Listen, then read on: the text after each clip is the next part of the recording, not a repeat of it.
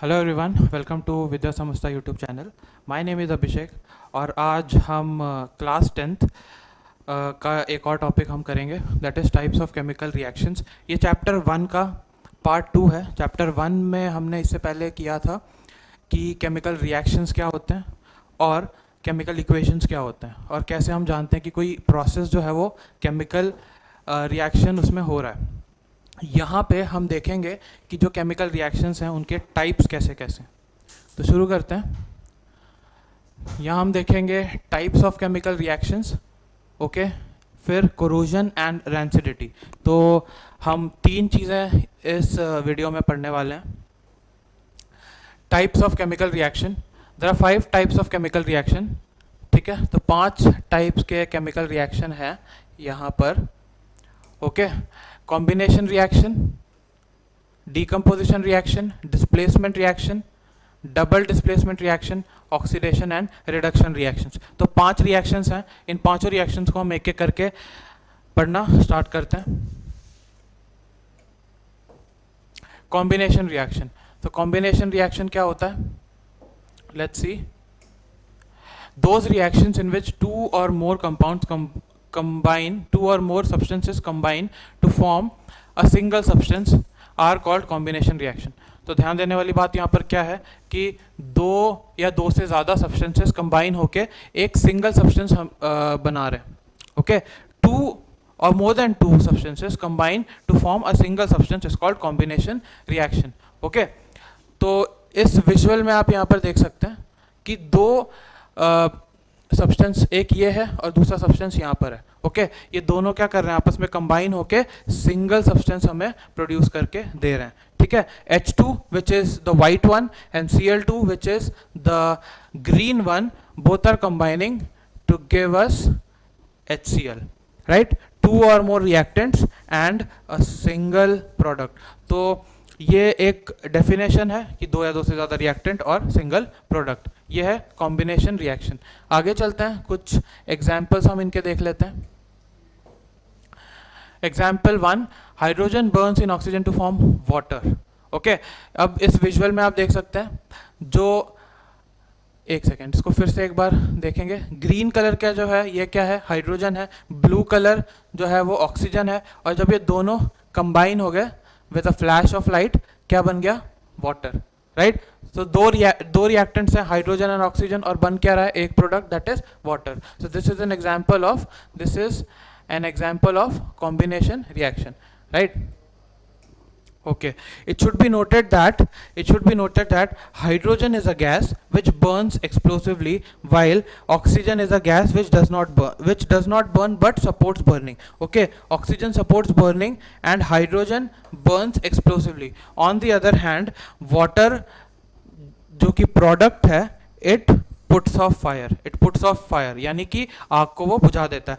तो देखिए, ये चीज़ हमने पहले भी देखा था कि जो रिएक्टेंट्स और प्रोडक्ट्स हैं इनकी प्रॉपर्टीज टोटली डिफरेंट होती हैं। जो रिएक्टेंट है hydrogen, it is highly flammable, right. It can burn. Oxygen, it doesn't burn but it supports burning. And the product which is water, वो क्या करता है? वो आग बुझा देता है, इट सेट्स ऑफ फायर। आगे चलते हैं। Example 2, magnesium and oxygen combine when heated to form magnesium oxide, okay. Magnesium और ऑक्सीजन ये दोनों क्या कर रहे हैं? कंबाइन कर रहे हैं, और ये क्या बना? This is magnesium oxide. Again, these all are examples of combination reactions, okay. दो रिएक्टेंट, एक प्रोडक्ट। थर्ड एग्जांपल में देखिए, कार्बन ऑक्सीजन के साथ रिएक्ट करके क्या बना रहा है? Carbon dioxide. कार्बन ऑक्सीजन के साथ रिएक्ट करके क्या बना रहा है? Carbon dioxide. Two reactant, single product. Third, calcium oxide which is also known as quicklime reacts vigorously with water to form calcium hydroxide, that is slaked lime. तो देखिए, ये है, this is quicklime and this is slaked lime. अब quicklime water के साथ react करके क्या बना रहा है? स्लेगलाइम। तो अगेन, टू और more than to reactants and a single product, okay. तो आगे चलते हैं। Decomposition reactions, those reactions in which a compound splits up into two or more simpler substances are known as decomposition reactions. Okay तो यहाँ पर क्या हो रहा है, ध्यान देने वाली बात क्या है, compound splits up into two और more simpler substances. A compound splits up into two और मोर सिंपलर सब्सटेंसेस, और ऐसे रिएक्शंस को हम क्या कहते हैं, decomposition reaction. Decomposition reaction. Okay तो डीकंपोजिशन रिएक्शन में क्या होता है, एक ही कंपाउंड है वो टूट के वो डिसइंटीग्रेट होके दो या दो से ज़्यादा सब्सटेंस हमें दे देगा, तो उन रिएक्शंस को हम क्या कहेंगे, डीकंपोजिशन रिएक्शन. इस विजुअल में देखिए, स्टार्टिंग में ये एक कंपाउंड था दैट इज CaCO3 था, राइट, और बाद में क्या हुआ, डीकंपोज हो गया किसमें, CaO and CO2. This is calcium carbonate,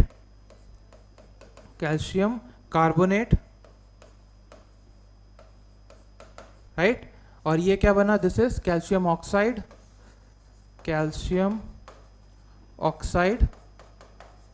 and carbon dioxide.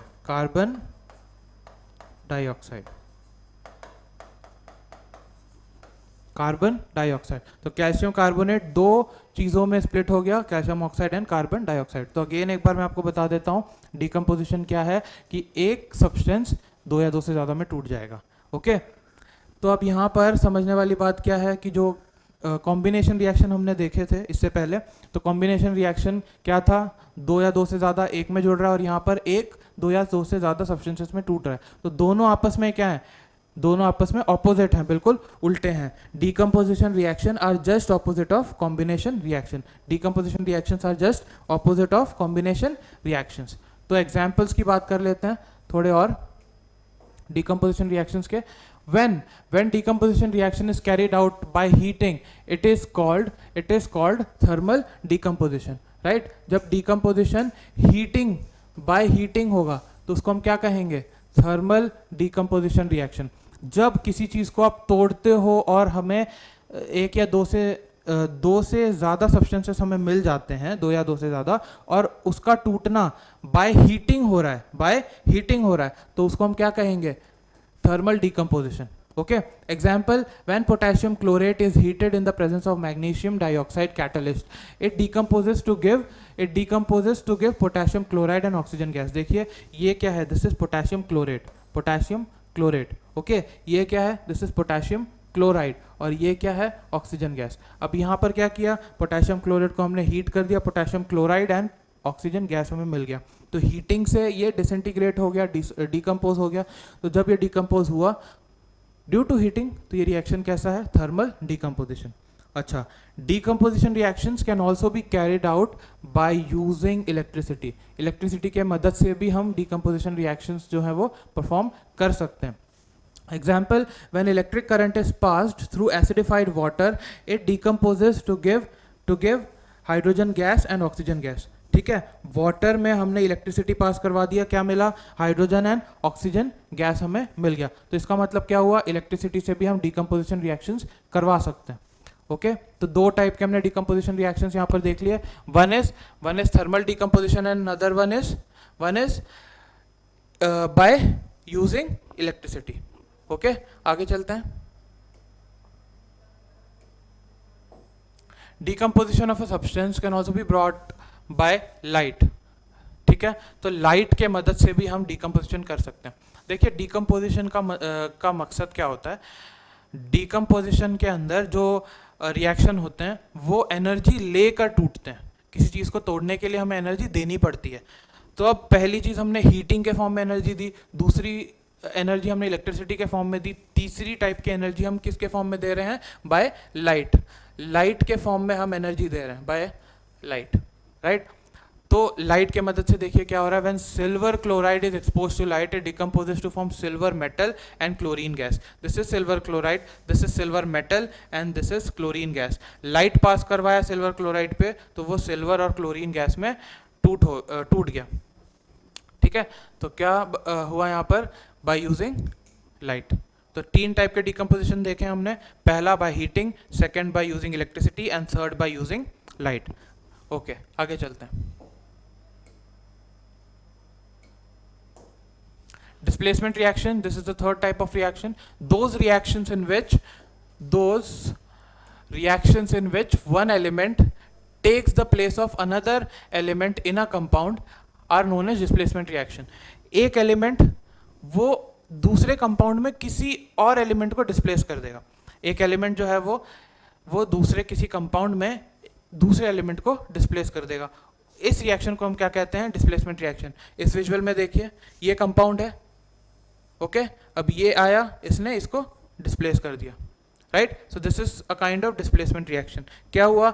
Initially हमारे पास कॉपर सल्फेट था और iron, this is iron, iron आया और उसने कॉपर को डिस्प्लेस कर दिया. तो आयरन जो है वो कॉपर एलिमेंट को वहाँ से डिस्प्लेस कर रहा है. So this is displacement reaction. In general, more reactive element displaces a less reactive element from its compound. अब इसी चीज़ को यहाँ पर एक्सप्लेन करते हैं. कॉपर सल्फेट में कॉपर जो है वो लेस रिएक्टिव है और आयरन जो है वो ज़्यादा रिएक्टिव है, इसीलिए आयरन ने कॉपर को डिस्प्लेस कर दिया. जो ज़्यादा रिएक्टिव होगा वो डिस्प्लेस करेगा किसको? कम रिएक्टिव वाले को, ओके. जिसकी रिएक्टिविटी कम होगी वो डिस्प्लेस हो जाएगा, जिसकी रिएक्टिविटी ज़्यादा होगी वो डिस्प्लेस करेगा. ठीक है, आगे चलें. Example 1, when a strip of zinc metal is placed in copper sulfate solution, zinc sulfate solution and copper are obtained. Okay, जब भी हमने क्या किया, जिंक की स्ट्रिप हमने किस में डाल दी? कॉपर सल्फेट में. क्या बना? Zinc sulphate and copper. अब देखिए यहाँ पर हुआ क्या, जिंक ने कॉपर सल्फेट में से कॉपर को डिस्प्लेस कर दिया और कॉपर लो यहाँ आ गया. जिंक ने कॉपर सल्फेट में से कॉपर को डिस्प्लेस कर दिया, कॉपर अकेला रह गया और जिंक जाके SO4 के साथ जुड़ गया. ठीक है, तो this is a kind of displacement reaction. ठीक, तो इस विजुअल में देखिए, पहले इसको हम डिस्कस कर लेते हैं. यहाँ पर क्या लिखा है? In this reaction zinc displaces copper from copper sulphate so that copper is set free. The blue colour of copper sulphate solution fades due to formation of zinc sulfate. A reddish brown deposit of copper metal is formed on the zinc strip. This shows that zinc is more reactive than copper. Zinc is more reactive than copper. इसका मतलब क्या हुआ?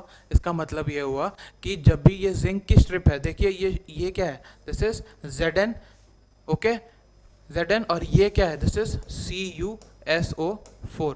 Zinc की strip originally क्या थी? Grey रंग की थी, सिल्वरी या ग्रे कलर आप कह सकते हैं.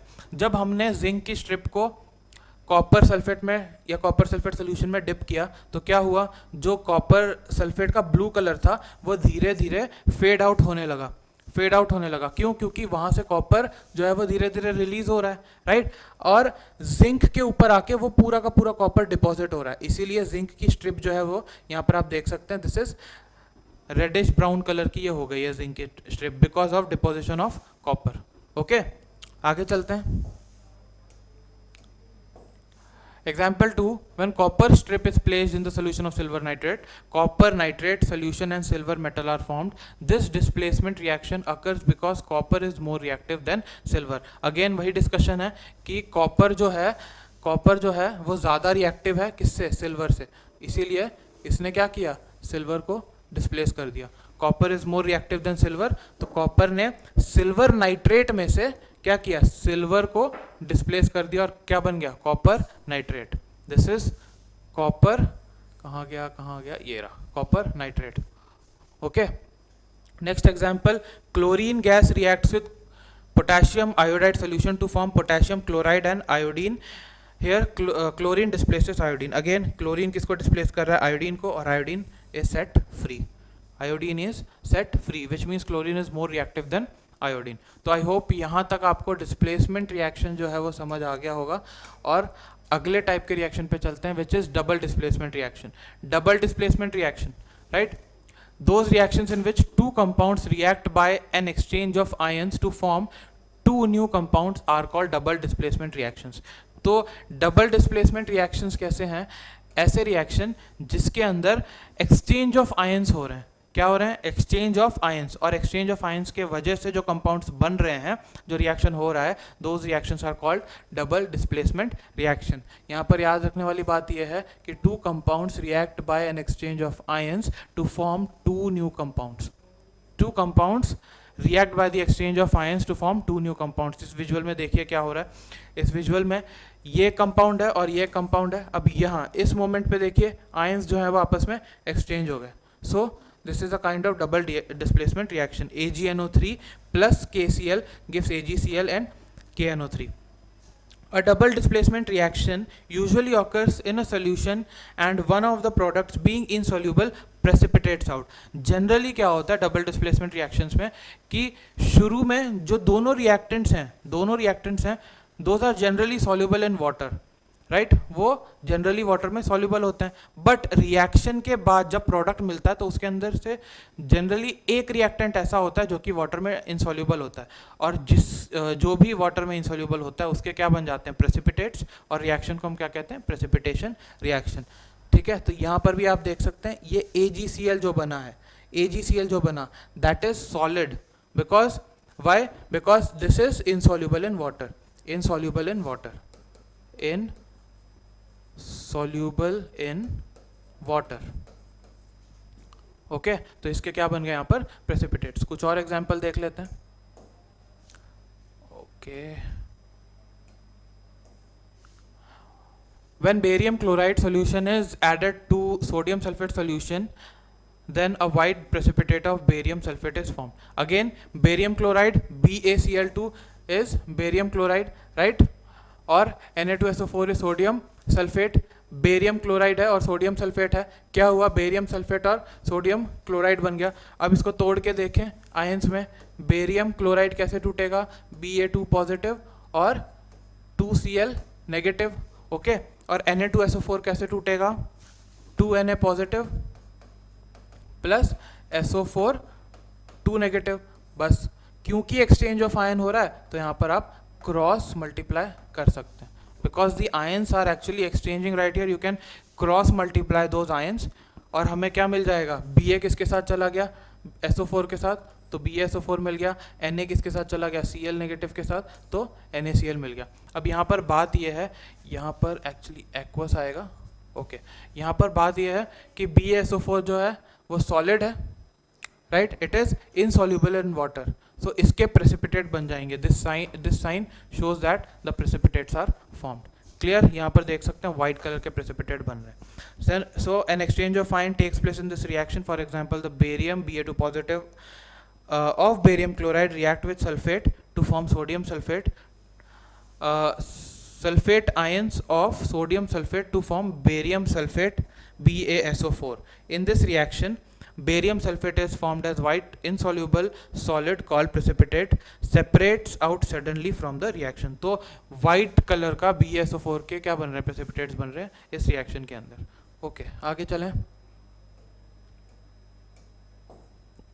Example 2, when hydrogen sulfide gas is passed through copper sulfate solution, a black precipitate of copper sulfide is formed along with sulfuric acid solution। तो अगेन यहाँ पर भी क्या हो रहा है, CuSO4, इसको तोड़ के लिख लीजिए, Cu2 पॉजिटिव, SO4 क्या बनेगा, SO4 2 नेगेटिव। चलिए H2S को तोड़ के देखेंगे तो क्या बनेगा, 2H positive plus S2 negative, right, ये इसके साथ और ये इसके साथ क्या बना, CuS which is solid and H2SO4 which is soluble in water. Okay, तो इसी के हमें प्रेसिपिटेट मिल गया which is black in colour. Okay, next third example, when ammonium hydroxide solution is added to aluminium chloride solution, then white precipitate of aluminium hydroxide is formed along with ammonium chloride solution। तो यहाँ पे भी वही बात हो रहा है, क्या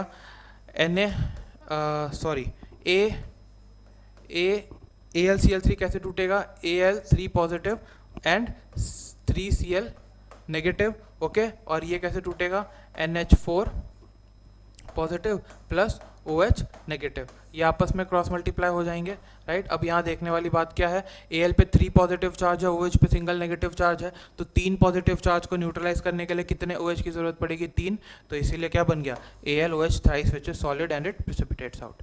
ओके, और NH4 Cl यहाँ पर बन जाएगा 3NH4Cl, because there are 3 Cl negative ions, so to neutralize 3 Cl negative ions we need 3 NH4 positive ions, so 3 NH4 positive ion will combine with 3 Cl negative ions and it give 3 NH4Cl। okay,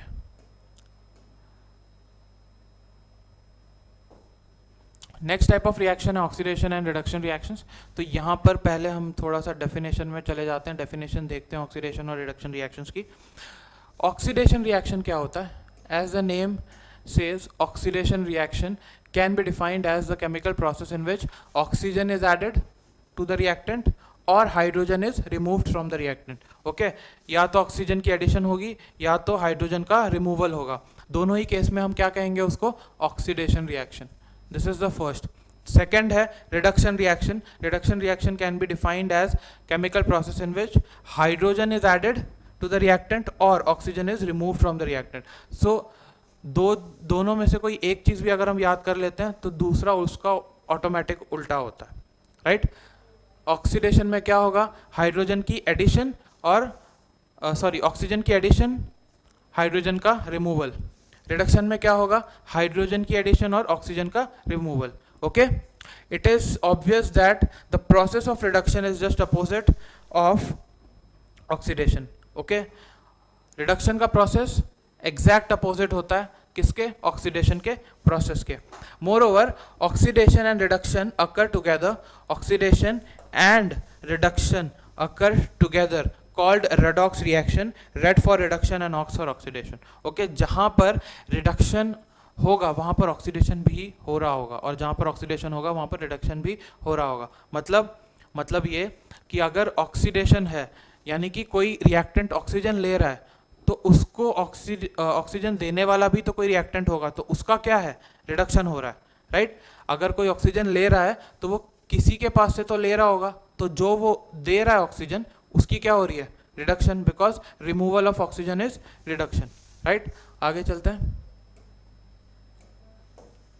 Some more definitions. Oxidizing agent, the substance which gives oxygen for oxidation. Okay, oxidizing agent क्या होता है? वो substance जो कि oxygen provide करा रहा है, oxygen provide करा रहा है, राइट?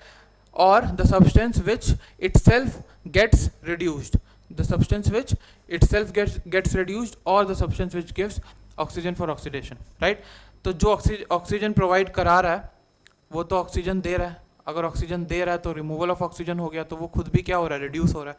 तो जो रिड्यूस हो रहा है वो क्या होगा? That is oxidizing agent. Okay, reducing agent में क्या है? The substance which gives hydrogen for reduction और the substance which itself gets oxidize. तो दोनों ही केसेस में उल्टे हैं।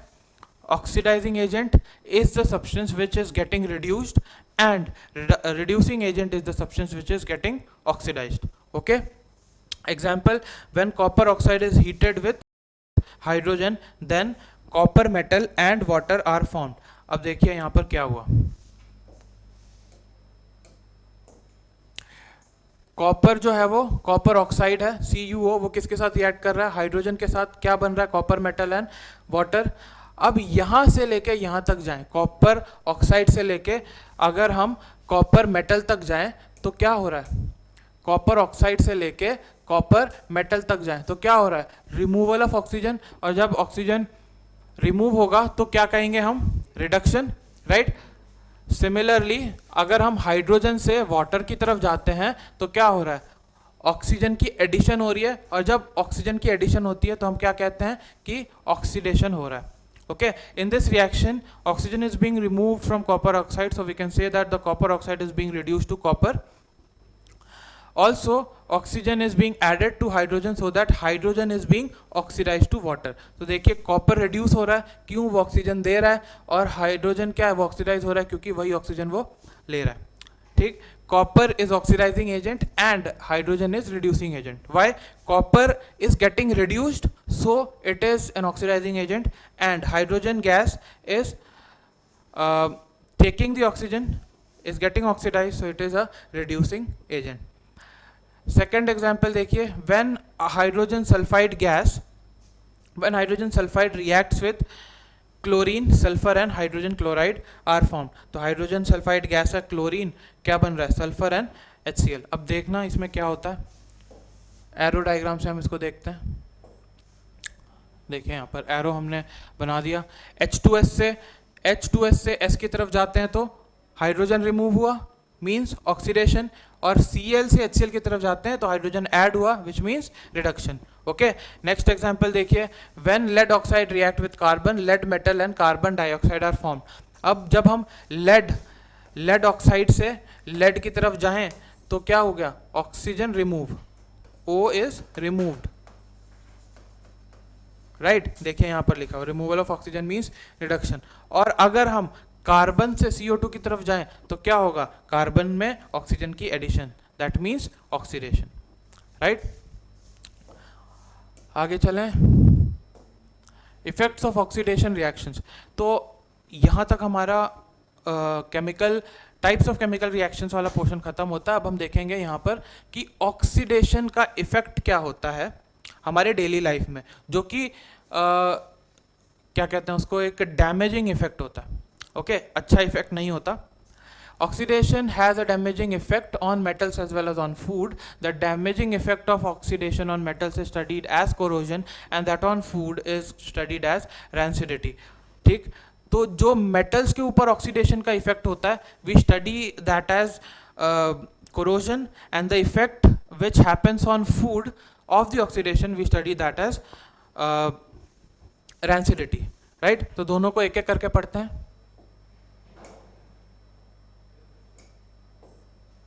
Corrosion of metals. Corrosion is a process in which metals are eaten up gradually by action of air, moisture or acid on their surface. Corrosion is mainly caused by oxidation of metals. तो corrosion क्या होता है, oxidation of metals. Corrosion means oxidation of metals. देखिए metals कहीं रखे हुए हैं, moisture है एटमॉस्फेयर में, मॉइस्चर में क्या होता है, वाटर, वाटर में क्या होता है, ऑक्सीजन, वो ऑक्सीजन के साथ रिएक्ट करके ऑक्सीडाइज हो जाता है. और जब भी ऑक्सीडाइज हो जाता है तो it has a damaging effect on metal. आप यहाँ देख सकते हैं, ये यहाँ से यहाँ चला गया. This is unoxidized and this is oxidized, right. This is unoxidized and this is oxidized. ये न्यू है, कुछ देर बाद ही ऐसा हो गया. हम जनरली आयरन के अंदर कहते हैं कि लोहे को जंग लग गया. So that is what is corrosion, right? Rusting of iron is the most common form of corrosion. When an iron object is left in damp air for a considerate time, it gets covered with a reddish brown flaky substance called rust. Reddish brown flaky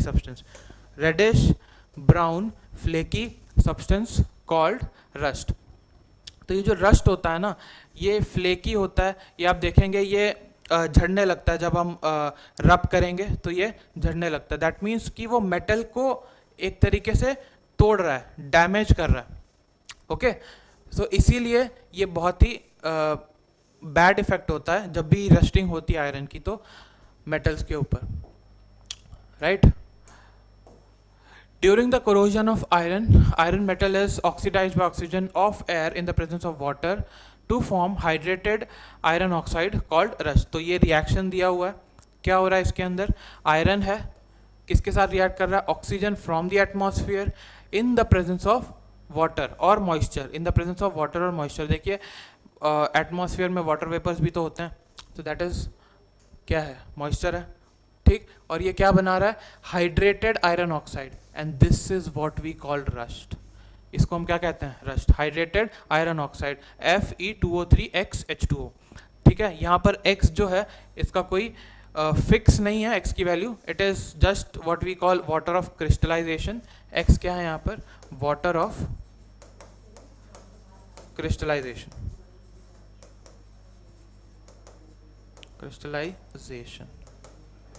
water of crystallization. So this is just a water of crystallization, and it depends upon the condition under which the rusting of iron is taking place, right? Effects of rusting of iron. Rust is a soft and porous substance which gradually falls off from the surface of iron object. Thus rusting of iron is a continuous process which if not prevented in time eats up the whole iron object. Corrosion weakens the iron and steel objects and structures such as railings, car bodies, bridges and ships etc. and cuts short the life. देखिए जो iron हम कहाँ use करते हैं, we use iron for building huge structures like buildings, ships, trains and all. But क्या होता है कि जब रस्टिंग होती है तो यहाँ पर एक चीज़ लिखी हुई है, इट इज़ अ कहाँ गया, soft and porous substance. Rust क्या होता है, सॉफ्ट एंड पोरस सब्सटेंस होता है, और हमें एक हार्ड मटेरियल की जरूरत होती है to support our big structures, right. तो उनको सपोर्ट करने के लिए हमें हार्ड मटेरियल की जरूरत होती है, दैट इज आयरन। अब आयरन में ही कुछ सॉफ्ट सब्सटेंस जैसे कि रस्ट जो है वो जनरेट होने लग गया, बनने लग गया, तो वो सब्सटेंस हार्ड नहीं रहेगा और वो बड़े बड़े स्ट्रक्चर्स को सपोर्ट नहीं कर पाएगा, इसीलिए rusting has a damaging effect on our structures. Next, rancidity. The condition produced by aerial oxidation of fats and oils in food marked by unpleasant smell and taste is called rancidity. अब कई बार क्या होता है कि हम खाना काफ़ी देर तक रख देते हैं, 2 दिन हो गया, 3 दिन हो गया, कई बार हफ्ता हो जाता है, उसके बाद जब हम उसी खाने को देखेंगे तो एक अजीब सा स्मेल आने लगता है जो कि अच्छा नहीं होता, very unpleasant smell and taste, right. So जब ये होता है तो हम क्या कहते हैं कि फूड जो है वो रैंसिड हो गया है, the process is called rancidity. And जो रैंसिडिटी का प्रोसेस है, it is taking place by aerial oxidation of fats and oil. Aerial oxidation of fats and oil, जो भी फूड बना है उसके अंदर फैट है, ऑयल है, उसकी ऑक्सीडेशन हो जाती है, जिसके वजह से वो खाना खाने लायक नहीं रहता, and this process is called rancidity. Rancidity spoils the food materials prepared in fats and oil which have been kept for considerate amount of time and makes them unfit for eating। यहाँ example दिया हुआ है कि potato chips है, उसको आप लाकर काफ़ी देर तक रख देते हैं खुला और वो ऑक्सीडाइज हो जाता है, ऑक्सीडाइज होने के बाद उसकी जो क्रंचीनेस है वो कम हो जाती है, ओके। और जब ऐसा होता है तो ये खाने लायक नहीं रहता। आगे चलते हैं। Prevention of rancidity. The development of rancidity of food can be prevented by prevented or retarded in the following ways: by adding antioxidants in the food containing oils and fats। देखिए, फूड में जो oil है, fat है, वो क्या हो रहा है, ऑक्सीडाइज। अब ऑक्सीडाइज को रोकना है तो हमें क्या यूज़ करना पड़ेगा, एंटीऑक्सीडेंट्स। ये ऐसी चीज़ें हैं जो ऑक्सीडेशन को क्या करती हैं, रोकती हैं। तो यहाँ पर कुछ एग्जाम्पल्स मैं आपको बता देता हूँ एंटीऑक्सीडेंट्स के। एक तो है BHA और दूसरा है BHT। BHA क्या है, butylated, just a second,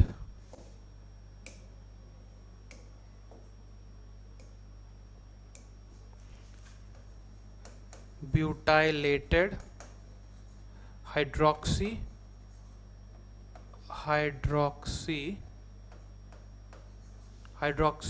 anisole,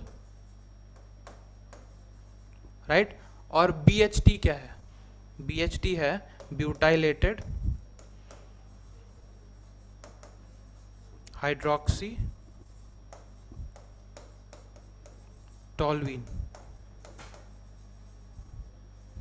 ठीक है, ब्यूटाइलेटेड हाइड्रोक्सी टॉलवीन। तो ये दोनों क्या चीज़ें हैं, these are antioxidants which are जिनको हम फूड के अंदर डालते हैं और सो दैट कि ऑक्सीडेशन जो है फूड की वो रुक जाए। Second is by packaging the food in nitrogen gas. जो हमारे चिप्स आते हैं उनको हम नाइट्रोजन गैस में उसके अंदर हम नाइट्रोजन गैस रखते हैं। हम कहते हैं ना कि चिप्स के अंदर हवा भरा हुआ है, that is nitrogen gas, because nitrogen जो गैस होता है N2, it is very stable, not very reactive. Nitrogen gas N2 वो ज़्यादा रिएक्टिव नहीं होता, तो अगर वो रिएक्टिव नहीं है तो फूड मटेरियल्स के साथ रिएक्ट नहीं करेगा। और सेकेंडली, अगर N2 का एक एटमॉस्फेयर हो तो ऑक्सीजन भी फूड के पास नहीं आ पाएगा और फूड ऑक्सीडाइज नहीं होगा। नेक्स्ट पॉइंट है रेफ्रिजरेशन ऑफ फूड। रेफ्रिजरेशन की ज़रूरत क्यों पड़ती है, बिकॉज जैसे हम टेम्परेचर कम करेंगे हम एक तरीके से एनर्जी कम कर रहे हैं। Now energy is used for the oxidation process. Oxidation process के लिए एनर्जी की ज़रूरत है। जितनी ज़्यादा हम एनर्जी प्रोवाइड कराएंगे in the form of temperature, अगर हम एनर्जी ज़्यादा प्रोवाइड कराएंगे तो वो ऑक्सीडेशन का प्रोसेस जो है वो ईजिली हो जाएगा। तो हम क्या करते हैं, टेम्परेचर कम कर दिया, फूड को रेफ्रिजरेटर में या फ्रिज में रख दिया, टेम्परेचर कम, एनर्जी कम, तो प्रोसेस, ऑक्सीडेशन का प्रोसेस स्लो। तो जो है हम उसको रिटार्ड कर देते हैं, एक तरीके से स्लो कर देते हैं उस ऑक्सीडेशन के प्रोसेस को। Fourth point is by storing food in airtight containers. Air के अंदर ऑक्सीजन होता है और एयर से ही अगर हमने खाने की कांटेक्ट को रोक दिया, ठीक है, एयर से ही हमने खाने की कांटेक्ट को क्या कर दिया, रोक दिया, तो एयर खाने तक पहुंचेगा नहीं और जो रैंसिडिटी है वो हो नहीं पाएगी. We can prevent rancidity easily by using airtight containers. Last is by storing the food away from light. Again light is a form of energy.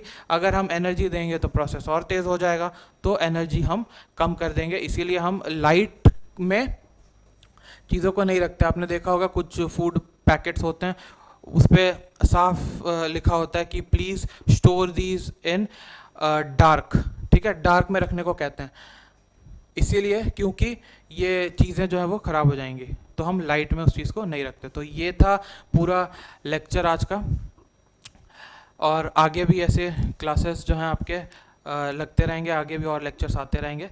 तो do subscribe the channel and thank you.